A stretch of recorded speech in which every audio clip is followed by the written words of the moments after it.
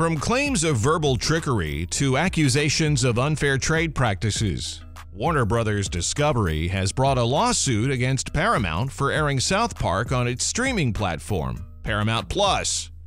Now, you might be thinking, since the show's new episodes air on Comedy Central, a channel owned by Paramount, how is this a problem? Well, turns out HBO won the streaming rights to South Park back in 2019, and not for a small sum, mind you. If sources are anything to go by, then the deal was valued at between $500 to $550 million. What is more, not only did this multi-year licensing deal cover all 23 seasons, but also 3 new ones, consisting of 30 episodes each.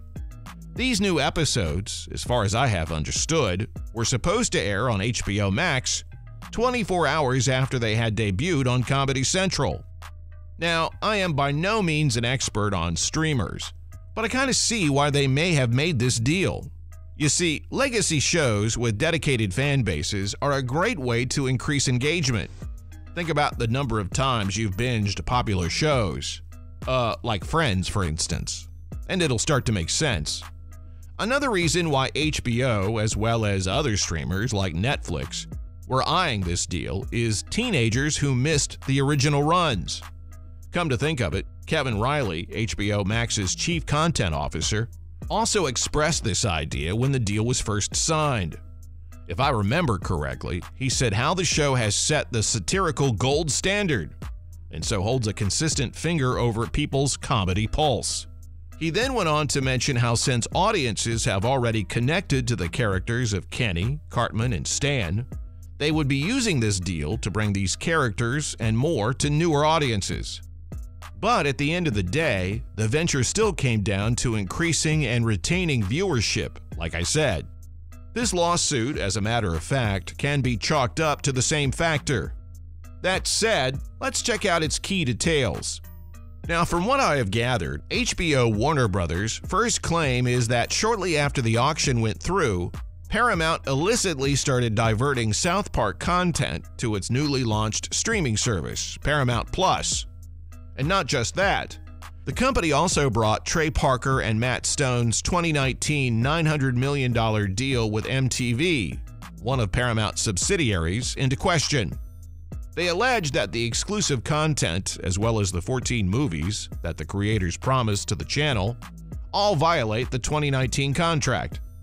Now, if you're thinking that's all, think again. The companies are at odds over 16 or so episodes as well. Remember how I explained that the deal included 30 new episodes? Turns out HBO only received 14 episodes in total. While I may be wrong, I think that South Park Digital Studios had cited that COVID-19 pandemic as an excuse not to deliver.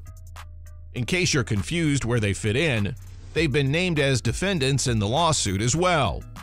And get this. After telling Warner Bros. That filming on new content had been halted amidst the pandemic, they went ahead and sold not 1, but 2 pandemic-related movies to Paramount. Now, seeing that Warner Bros. Paid them around $1.6 million for each episode, they're also claiming damages close to $200 million. Certain sources also say that they haven't disclosed the amount and only plan on coming forward with it once the case is in trial. As for the verbal trickery that I hinted at in the intro, the whole pandemic episode shebang was referred to as such in the lawsuit. It further refers to how Paramount Global used words such as events, films, and movies to break its agreement. Having stated HBO Warner Bros. Side of the story, it's time we discuss Paramount's version of it. According to what a representative told Variety, there is no truth to any of these claims. In fact, it seems that it's Warner Bros. That has failed to adhere to the parties' contract by failing and refusing to pay license fees. Simply put, HBO owes Paramount for episodes that have already been delivered, and which it also continues to stream. Yeah, the plot keeps thickening. Speaking of plots, Stone and Parker's lawyers didn't immediately respond to the media's request for comments. For those of you who are thinking how this will end, I unfortunately am not a seer.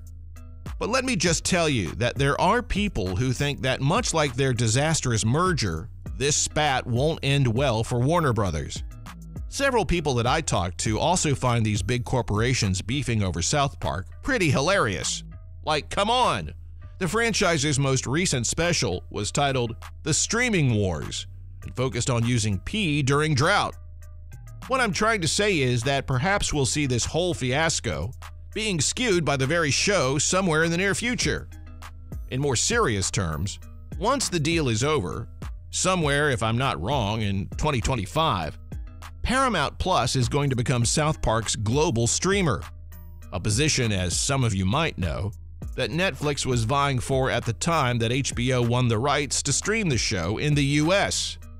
Yep, you heard that right. Coming back to the point, this move is going to take place in 2 steps. In the first place, the episodes will shift exclusively to SVOD, to the Viacom US streamer, in international markets. However, by 2024 or season 27, new episodes will make their streaming debuts exclusively on the service, both in the US and globally. Come 2025, Paramount Plus will finally become the global home for all things South Park. This includes, but is by no means limited to, the full catalog of South Park episodes, movies, and made-for-streaming movies.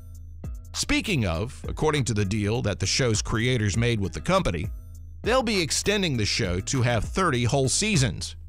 To boot, there will also be not 1, but 14 original made-for-streaming movies as well. Now, for those of you who didn't know, it's already the exclusive home of 2 South Park made-for-streaming movies. That is, South Park Post-COVID and South Park Post-COVID: The Return of COVID. Yep, you got it. These are the 2 movies that have become a point of contention with HBO Max.